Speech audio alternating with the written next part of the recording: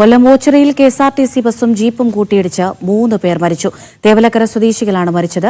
അപകടത്തിൽ ജീപ്പ് പൂർണ്ണമായും തകർന്നു. ദേശീയപാതയിൽ 6:30 അടുത്ത സമയത്തായിരുന്നു ഇത്തരത്തിൽ ഒരു ദാരുണമായ അപകടം ഉണ്ടായത്.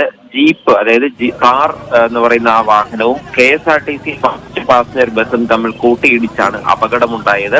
ഈ KSRTC ബസ് കൊല്ലം ഭാഗത്ത് നിന്ന് ചേർത്തലയിലേക്ക് സർവീസ് നടത്തുന്നതും ഒപ്പം തന്നെ ഈ ജീപ്പ് കായംകുളം ഭാഗത്ത് നിന്ന് കരുനാഗപ്പള്ളിയിലേക്ക് വരികയായിരുന്നു എന്നുള്ളതാണ് പോലീസിൽ നിന്നും അറിയാൻ കഴിഞ്ഞത്.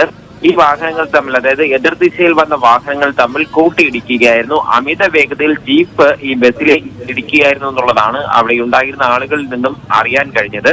ജീപ്പിലുണ്ടായിരുന്ന 3 പേർക്കാണ് മരണം സംഭവിച്ചിരിക്കുന്നത്. 5 പേരാണ് ജീപ്പിലുണ്ടായിരുന്നത്. ആ മരിച്ചവരുടെ പേര് വിവരങ്ങൾ ഇപ്പോൾ ലഭിച്ചിരിക്കുന്നത്. തേവലക്കര സ്വദേശിയായിട്ടുള്ള പ്രിൻസ്, മക്കളായ അതുൽ, അൽക്ക എന്നിവരാണ് മരിച്ചതായി സ്ഥിരീകരിച്ചിരിക്കുന്നത്. മറ്റ് ഒരാൾക്ക് അതീവ ഗുരുതരാവസ്ഥയിൽ സ്വകാര്യ ആശുപത്രിയിലേക്ക് മാറ്റിയിട്ടുണ്ട്.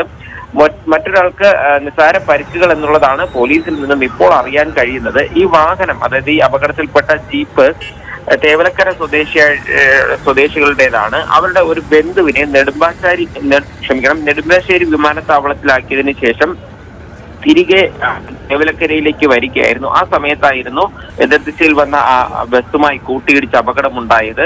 പോലീസിന്റെ ഒരു നിഗമനവും അത് തന്നെയാണ്. ഒരുപക്ഷെ അമിത വേഗതയോ അല്ല എന്നുണ്ടെങ്കിൽ വാഹനം ഓടിച്ചയാൾ ഉറങ്ങിപ്പോയതോ ആകാം ഈ അപകടത്തിന് കാരണമെന്നുള്ളതാണ് കരുതുന്നത്.